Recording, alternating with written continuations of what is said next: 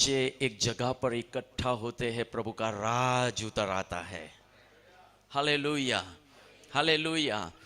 Okay, आइए हम प्रभु के वचन की ओर जाते हैं। प्रियो, कई बार हमें ऐसा लगता है, क्या हमारी प्रार्थना सुन ली गई है या नहीं? कई बार हमें डाउट होता है, हाँ या ना।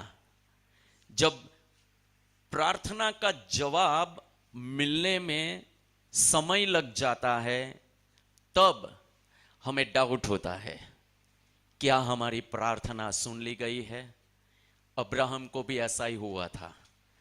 अब्राहम को जब प्रभु ने दर्शन दिया, उत्पत्ति की पुस्तक उसका 12वां अध्याय और उसका पहला वचन, वहां पर ऐसा लिखा है। उत्पत्ति का पुस्तक उसका 12वां अध्याय और उसका पहला वचन।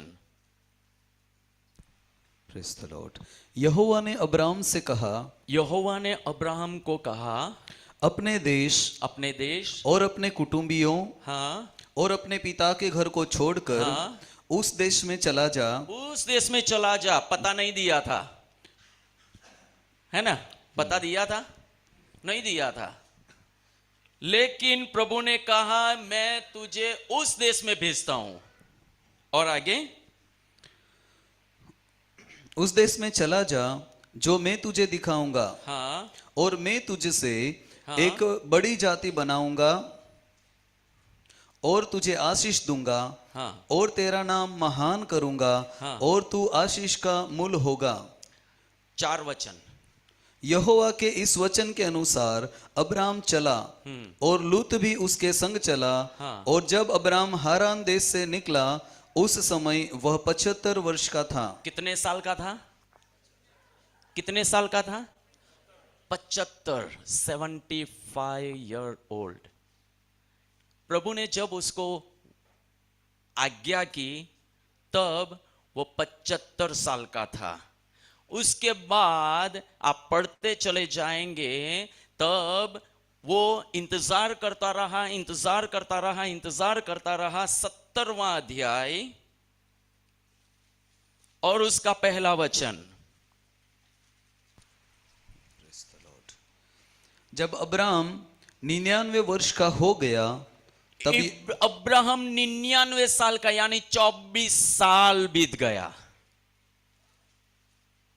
वो लगातार प्रार्थना कर रहा था, लगातार प्रभु की उपस्थिति में बैठकर इंतजार करता था उस जवाब का जो प्रभु ने उसको वायदा किया था।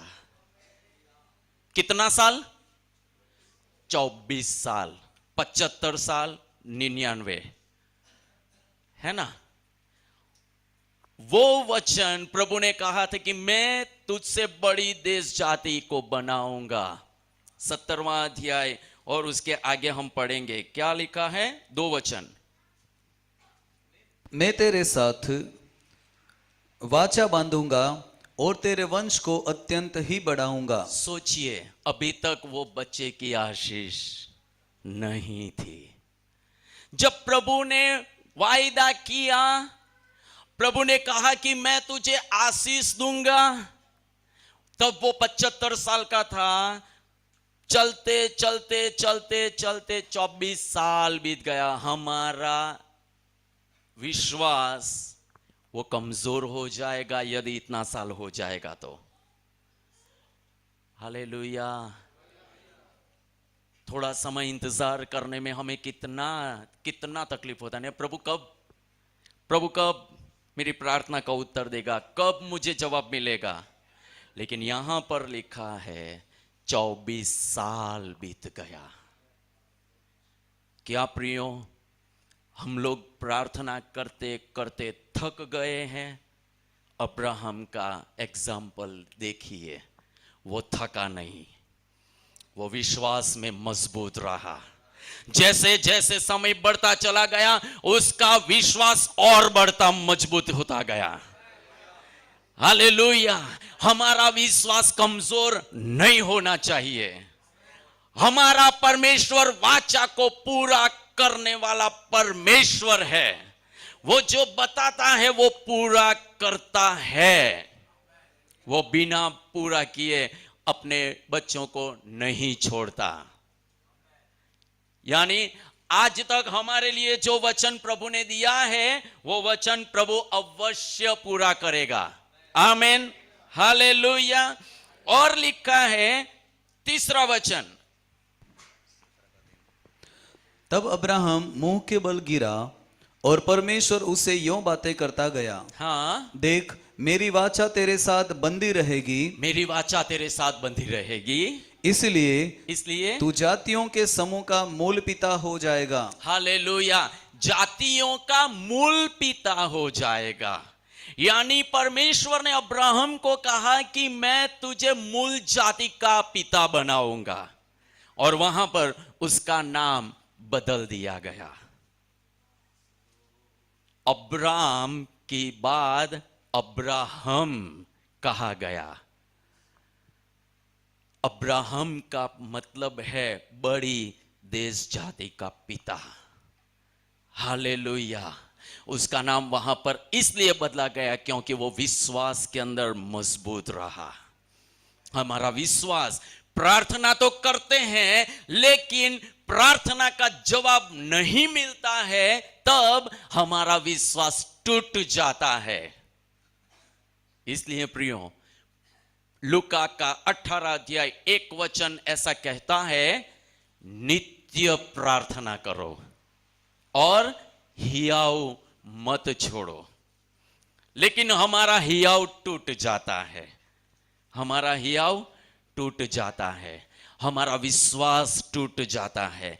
इसलिए यहां पर लिखा है कि अब्राहम का हियाव नहीं टूटा।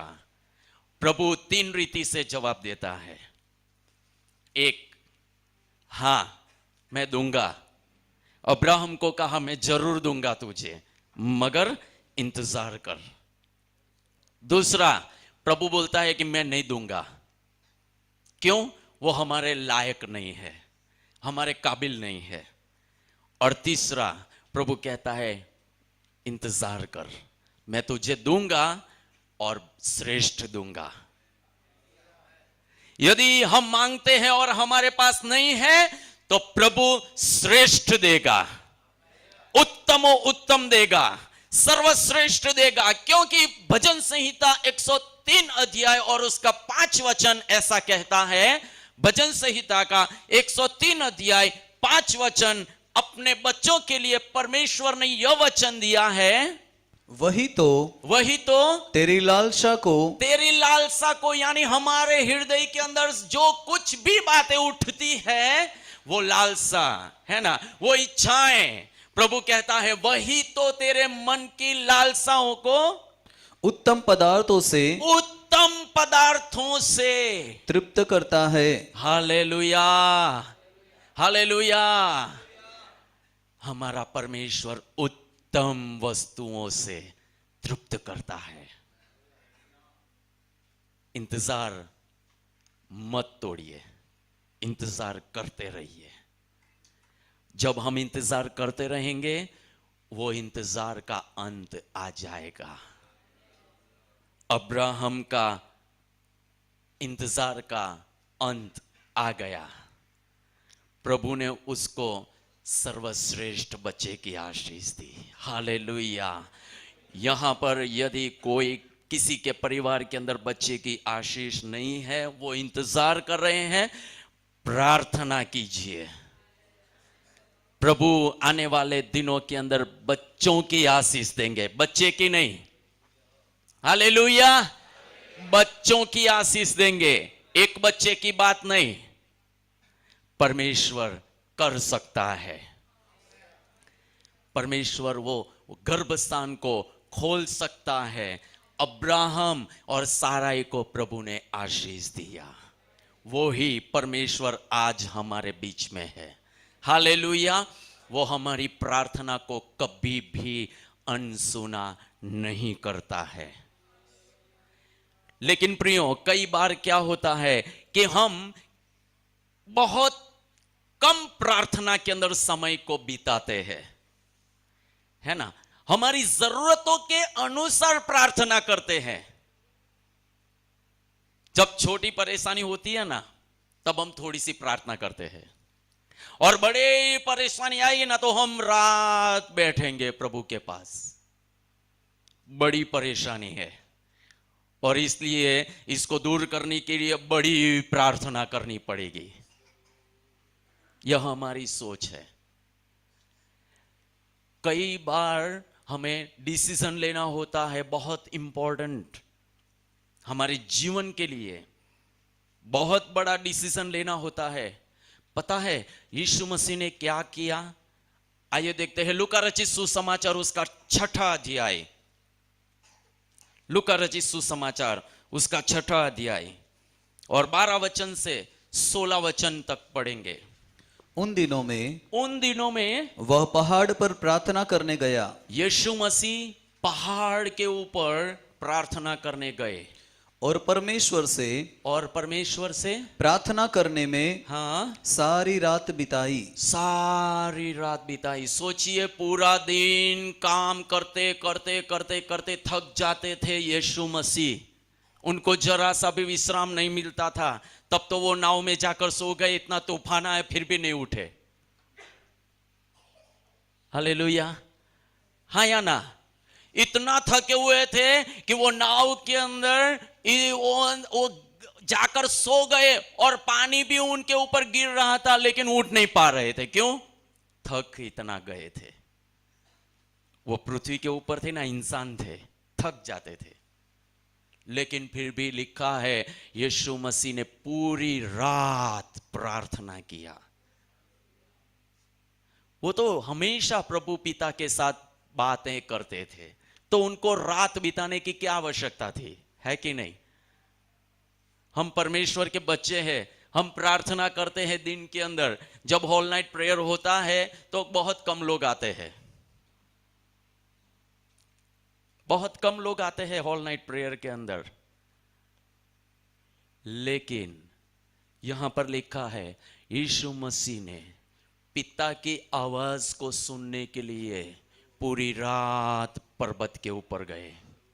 यदि परमेश्वर की आवाज को सुनना है, रात में बैठिए। क्यों? साइलेंट हो जाता है, पूरा साइलेंट हो जाता है। प्रभु की आवाज हम क्लियर सुन पाएंगे। रात के समय में प्रभु हमसे जल्दी बात करेंगे, हमें आवाज पता चल जाएगी ये आवाज किसकी है। यहां पर लिखा है यीशु मसीह ने पूरी रात प्रार्थना किया। क्यों प्रार्थना किया पूरी रात? आगे पढ़ते हैं। जब दिन हुआ तो उसने अपने चेलों को बुलाकर उनमें से 12 चुन लिए। 12 को चुना। इन लोगों को चुनने के लिए पूरी रात बिताई प्रार्थना के अंदर। सोचिए, और आगे लिखा है उनको प्रेरित का भी नाम दिया गया। प्रेरित को बनाने के लिए यीशु मसीह ने पूरी रात प्रार्थना किया, चुनने के लिए। क्योंकि अंदर कई लोग ऐसे थे जिनका नाम भी बदलना आवश्यक था। 2 लोगों का नाम वहां पर चेंज कर दिया, क्योंकि सिमोन प्रभु को नाम पसंद नहीं था। हालेलुया। सिमोन का नाम गुजराती में वो कहवाय के बरू। अब हिंदी में क्या बोलते हैं? है ना, बरू। यानी उसका कोई ठिकाना नहीं होता है, वो एक घास के समान होता है। जब ऐसे पवन आएगा ना तो ऐसे चला जाएगा, पवन ऐसे आएगा तो ऐसे चला जाएगा। पता है आपको, समौन पतरस को जब यीशु मसीह को वो मर गए थे, तब पतरस ने क्या कहा था पता है? यूहन्ना रचित सुसमाचार उसका 21 अध्याय के अंदर लिखा है, उसके 2 या 3 वचन से पढ़ेंगे। यूहन्ना 21 अध्याय 2 वचन से। समौन पतरस और थोमा जो दिदुमस कहलाता है, हाँ, और गलील के काना नगर का नतनीएल, हाँ, और जब्दी के पुत्र और उसके चेलों में से 2 और जन इकट्ठे थे। समौन पतरस ने उनसे कहा। हाँ, समौन पतरस अब बोल रहा है। देखिए, आगे नाम आ गया समौन। क्यों? वो कुछ कह रहा है। हाँ, मैं मछली पकड़ने जा रहा हूं। हाँ, इसीलिए वो वापस वहां पर पवित्र आत्मा नाम लिखा रहा है, तेरा नाम समौन है ना। वो बोल रहा है कि मैं अपने पुराने बिजनेस में चला जाऊंगा। प्रभु ने तो पूरी रात बिताई थी उसको चुनने के लिए, इसलिए पूरी रात गई। हालेलुया। हम सोचते हैं क्यों पूरी रात गई? इस कारण से कि प्रभु मेरे चुने हुए लोग कभी भी पीछे ना हट जाए। प्रियो, आज हम यहां पर बैठे हैं, ऐसे ही नहीं बैठे हैं। कई लोग हैं इस जगह में, कई लोग हैं, लेकिन हम यहां पर हैं चुने हुए। प्रभु ने हमको चुन चुन कर यहां पर लेकर आए हैं, इसलिए कि हम पीछे न मुड़ जाए।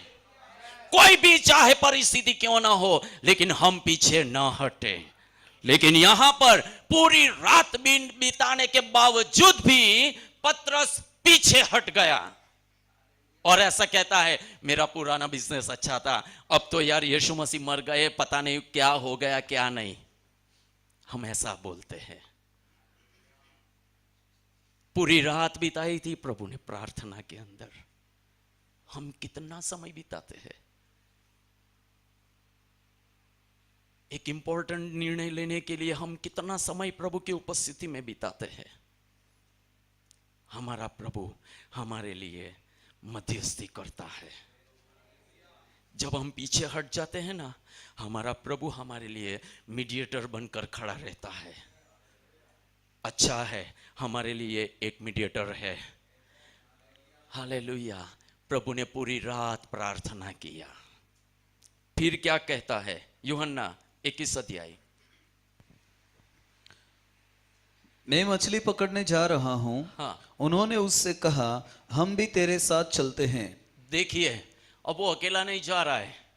वो अकेला चला गया होता ना तो अच्छा रहता, प्रभु जाने नहीं देता, लेकिन उसने पुकारा, मैं जा रहा हूं। और लोग उसके पीछे चलने लगे। तू ठहर भाई, अकेला मत जा। प्रभु ने इसीलिए पूरी रात प्रार्थना किया था कि मेरे मरने के बाद भी ये लोग ऐसा करेंगे, लेकिन पिता, मैं प्रार्थना करता हूं उन लोगों को तू छोड़ना मत। प्रभु चाहता है कि हम प्रभु से दूर ना हो जाए, इसलिए हमें प्रार्थना में बने रहना है। और आगे पढ़ते हैं, क्या लिखा है? अतः वे निकलकर नाव पर चढ़े। देखिए, सिर्फ बातें नहीं की, उन्होंने प्रैक्टिकल भी कर लिया। चलो चलते हैं यार हमारे पूरे पुराने बिजनेस के अंदर। और वे निकलकर नाव पर चढ़े, परंतु उस रात कुछ ना पकड़ा। देखिए, अगर हम प्रभु के विरुद्ध में चले जाएंगे, प्रभु की बुलाहट को छोड़कर पीछे चले जाएंगे, चाहे कुछ भी काम कर ले, हम सफल नहीं होंगे। क्योंकि प्रभु ने हम जिस उद्देश्य से, जिस लिए हमारे लिए प्रभु ने मध्यस्थी की है, अगर हम उस बुलाहट को छोड़ देंगे, हम सक्सेस नहीं होंगे। हालेलुया। हमें यदि सफल होना है, चाहे कुछ भी परेशानी आ जाए, पीछे नहीं हटना है। चाहे कुछ भी हो जाए, प्रभु को नहीं छोड़ना है। 4 वचन। भोर होते ही यीशु किनारे पर आ खड़ा हुआ, तो भी चेलों ने नहीं पहचाना कि यह यीशु है। देखिए, अब यीशु को भी पहचान नहीं पा रहे। क्यों? उनकी आंखें बंद हो गई। जब प्रभु के पास थे तब वो अच्छी रीति से पहचानते थे, लेकिन उनको पहचान भी नहीं पाए। क्यों? क्योंकि उन्होंने तय कर लिया कि अब हम यीशु के पीछे नहीं चलेंगे, है ना। लेकिन प्रभु बहुत भला है। आगे पढ़ेंगे, वहां पर लिखा है, तब यीशु ने उनसे कहा, हे बालकों, क्या तुम्हारे पास कुछ मछलियां हैं? उन्होंने उत्तर दिया, नहीं। उसने उनसे कहा, नाव की दाहिनी ओर जाल डालो तो पाओगे। अतः उन्होंने जाल डाला और अब मछलियों की बहुतायत के कारण उसे खींच न सके। हाँ, तब उस चेले ने जिससे यीशु प्रेम रखता था पतरस से कहा, यह तो प्रभु है। हालेलुया। यूहन्ना ने पहचान लिया, ये तो प्रभु है। देखिए हमारा परमेश्वर कितना भला है। वो चाहता है कि हम वापस आ जाए, इसलिए उन्होंने आशीष भी दिया। ऐसे ही हमें वो वापस लेकर नहीं आते हैं। पहले फेल हो गए, लेकिन जब प्रभु आए तब सफल हो गए। 11 वचन हम पढ़ेंगे। तो शमौन पतरस ने डोंगी पर चढ़कर हाँ, 153 बड़ी मछलियों से भरा हुआ जाल हाँ, किनारे पर खींचा, और इतनी मछलियां होने पर भी जाल ना फटा। हाँ, यीशु ने उनसे कहा, आओ भोजन करो। हाँ, ओके। यीशु मसीह उनके साथ साथ है। मैं जो बात बताने जा रहा हूं अब वो आ रही है 15वें वचन के अंदर। भोजन करने के बाद यीशु ने शमौन पतरस से कहा, देखा, यीशु मसीह ने नाम बदल दिया था। अब तेरा नाम शमौन नहीं होगा, पतरस होगा।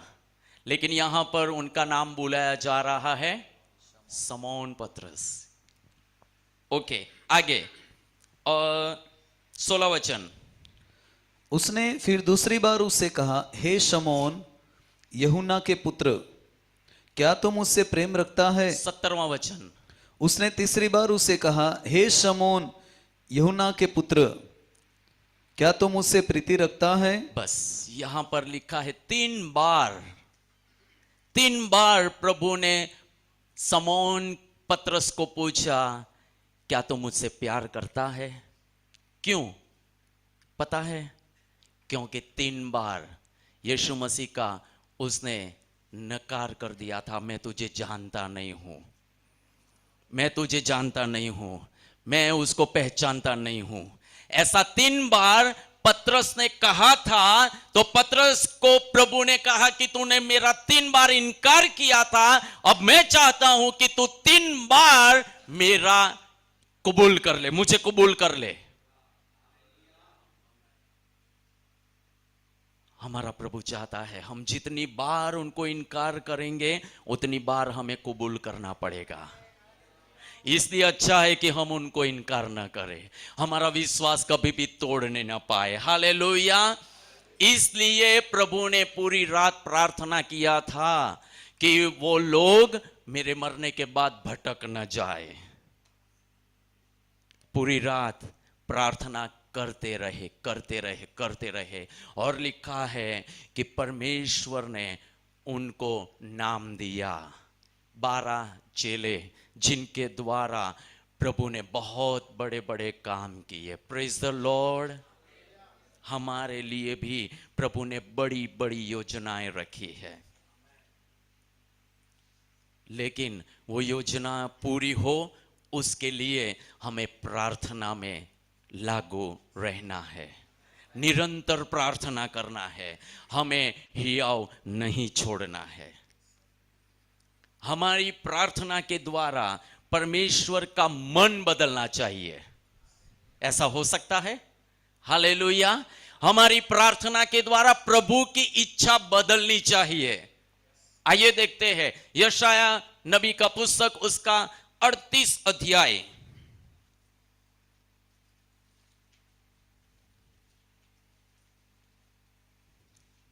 Thank you Jesus. यशाया का 38 अध्याय 1 वचन से पढ़ेंगे। उन दिनों में हिजकिय्याह ऐसा रोगी हुआ, हाँ, कि वह मरने पर था।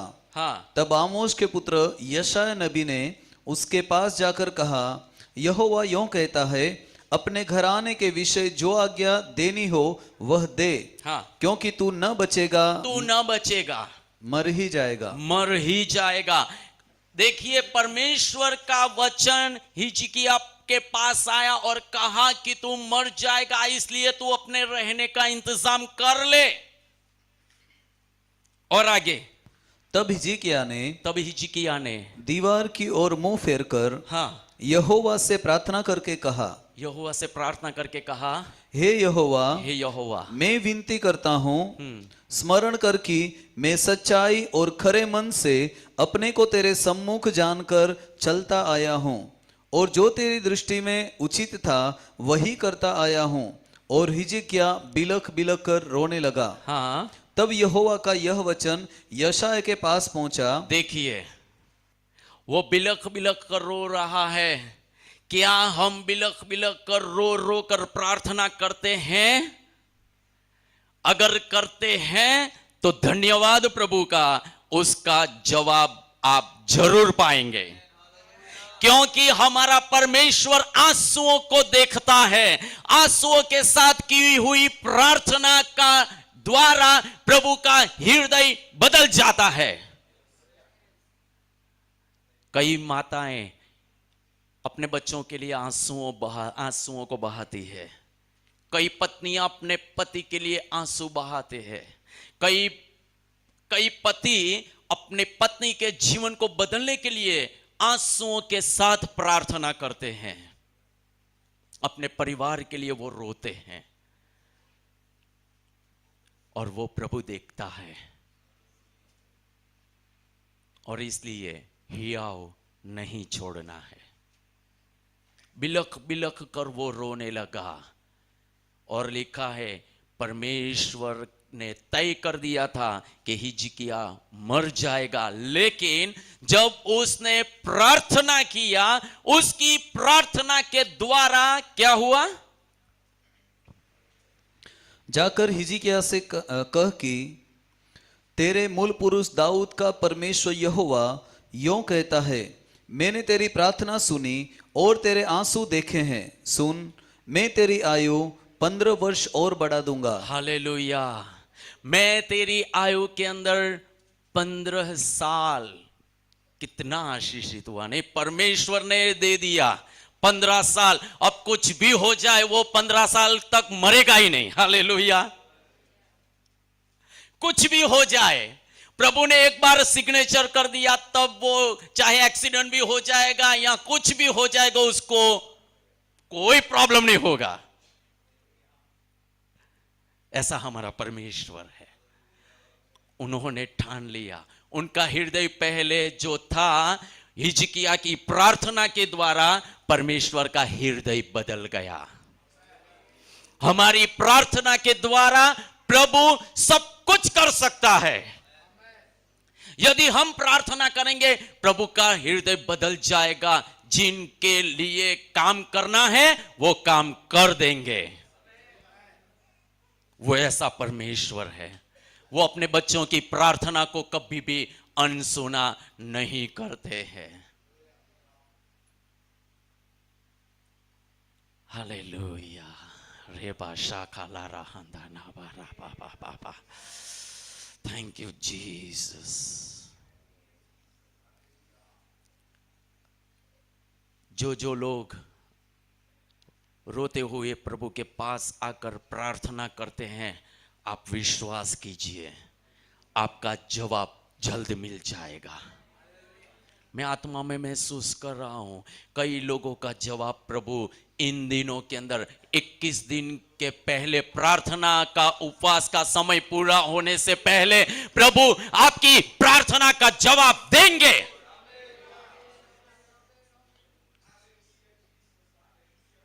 जो लोग ने आमीन कहा है, उनका प्रार्थना का जवाब मिल जाएगा।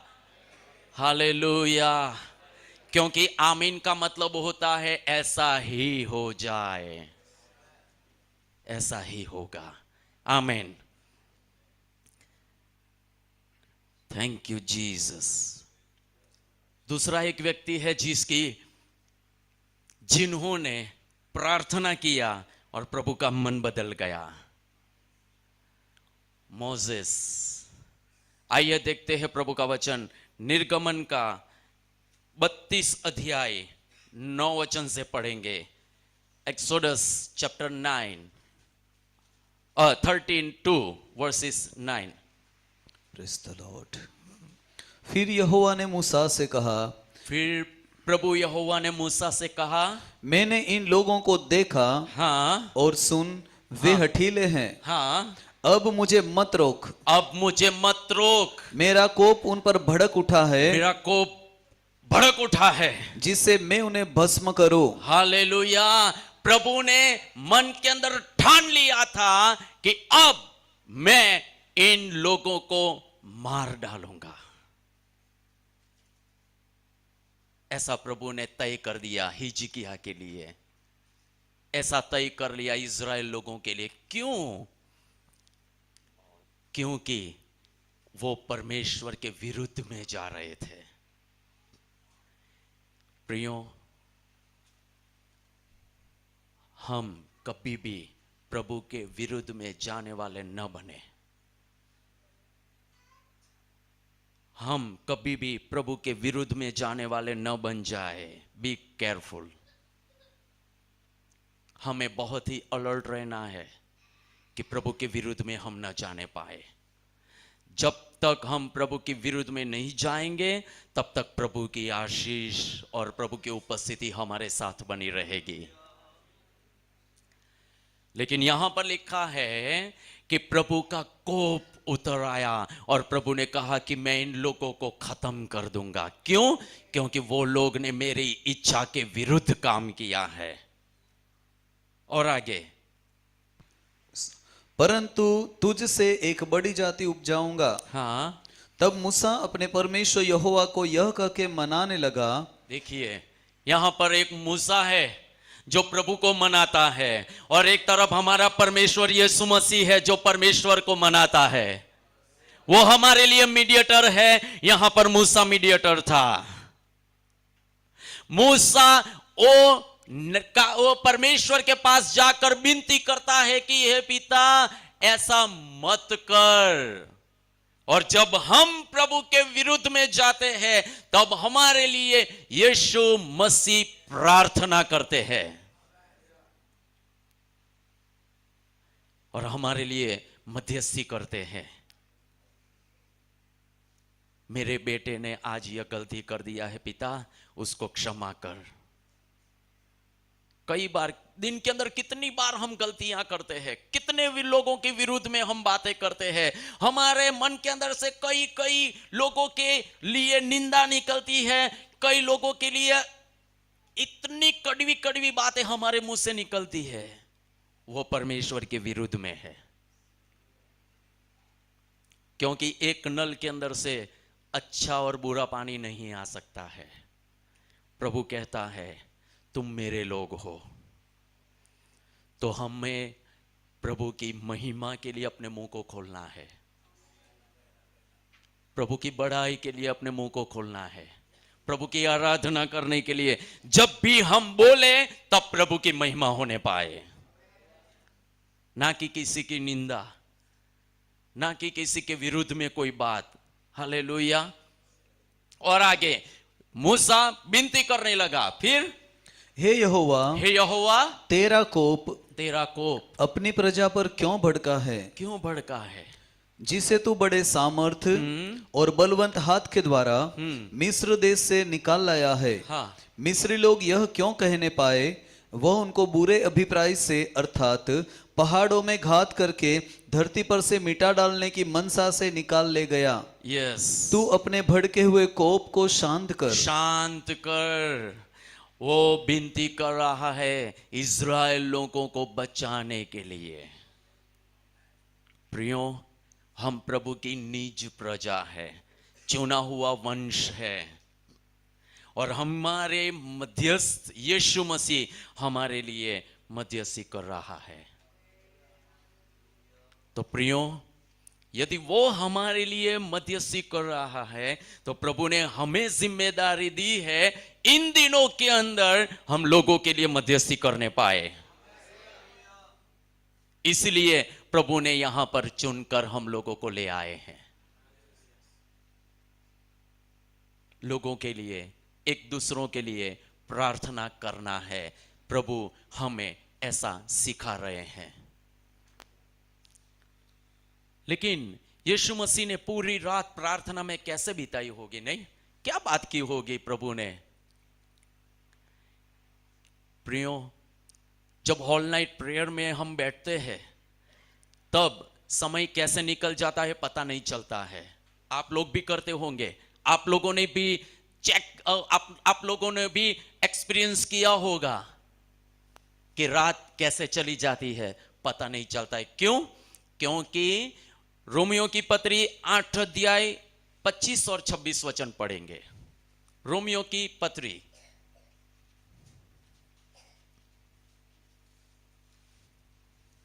8 अध्याय।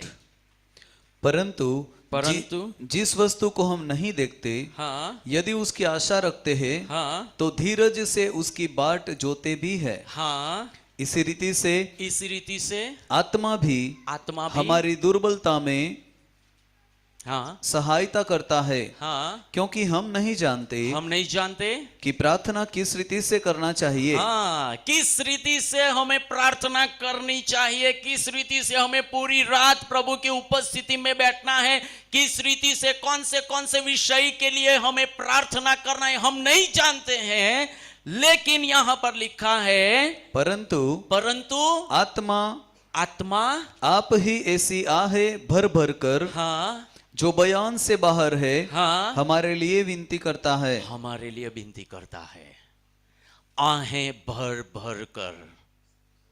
प्रियो, यदि प्रभु के उपस्थिति में प्रार्थना के अंदर ज्यादा समय बिताना है तो यहां लिखा है कि पवित्र आत्मा की अगुवाई के अंदर हमें प्रार्थना करनी पड़ेगी। यदि हम खाली शरीर के साथ बैठेंगे आत्मा के बगैर तो नींद आ जाएगी,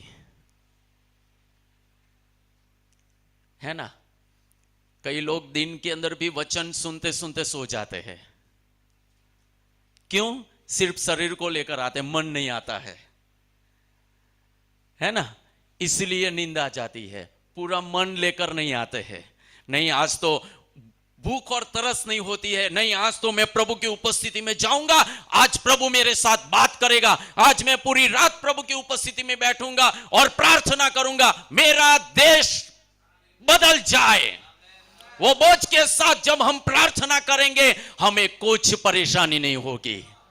लेकिन प्रॉब्लम यह होता है कि हम मन को लेकर नहीं आते हैं, सिर्फ शरीर को लेकर आते हैं, लोगों को अच्छा दिखाने के लिए। अगर ऐसा है तो प्रियो, हम बदल जाए। यदि हमारे देश को बदलना है, हमारे देश की सिचुएशन को बदलना है, वो सारे नियमों को बदलना है जो हमारे विरुद्ध में बनाया गया है, वो सारी बातों को बदलने के लिए हमें रातों रात प्रार्थना में बैठना पड़ेगा। हमारा परमेश्वर सब कुछ कर सकता है। मोसेस ने प्रार्थना के द्वारा मन को बदल दिया परमेश्वर को। प्रभु का वचन ऐसा कहता है, नीति वचन का 21 अध्याय 1 वचन ऐसा कहता है कि राजाओं के मन को बदलने वाला हमारा परमेश्वर है। यदि हम प्रार्थना में जाएंगे, प्रार्थना करते रहेंगे, निरंतर प्रार्थना करते रहेंगे तो राजाओं का मन प्रभु बदल देगा। वो सारे नियम प्रभु बदल सकते हैं। एस्तर ने प्रार्थना किया था, राजा का मन बदल गया था। वो ही परमेश्वर हमारे संग संग है। वो प्रभु सब कुछ कर सकता है। इसलिए प्रियो, यदि हमें प्रार्थना करना है तो आत्मा से भरकर प्रार्थना करना पड़ेगा। आत्मा की अगुवाई में हमें प्रार्थना करना पड़ेगा। यहां रोमियो 8 और 26 के अंदर लिखा है, इसी रीति से आत्मा भी हमारी दुर्बलता के अंदर प्रार्थना करता है। हमें प्रार्थना नहीं करना है, हमें अपने मुंह को परमेश्वर के हाथों में सौंप देना है। जब हम अपने मुंह को परमेश्वर के हाथों में सौंप देंगे, प्रार्थना होती ही रहेगी। रात जाएगी दिन जाएगा, रात जाएगी दिन जाएगा, समय का पता ही नहीं चलेगा। इसलिए यीशु मसीह आराम से रातों की रात प्रार्थना में बैठ सकते थे। डॉक्टर DGS दिनाकरण सर, वो 8 घंटा प्रार्थना में बैठते थे। 8 घंटा ड्यूटी करते थे और 4 घंटा वो प्रचार करने के लिए जाते थे और 8 घंटा वो प्रचार करने के बाद जब घर आते थे वो रात के अंदर 8 9 घंटा, कई बार पूरी रात, पूरा समय वो प्रभु की उपस्थिति में बैठते थे। क्यों? लोगों के लिए बोझ के साथ प्रार्थना करते थे, आत्मा की अगुवाई के अंदर प्रार्थना करते थे। प्रियो, परिस्थिति को बदलना प्रभु ने हमारे हाथों में दिया है।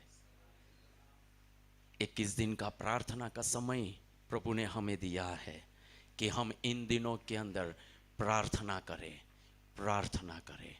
आइए हम अपनी जगहों पर खड़े हो जाए और प्रभु को कहे कि प्रभु,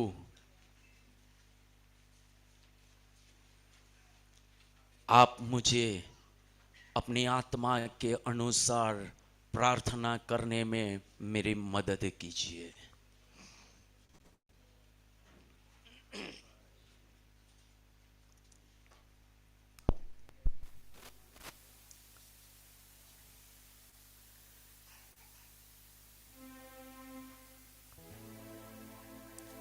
जब गम की घटा छा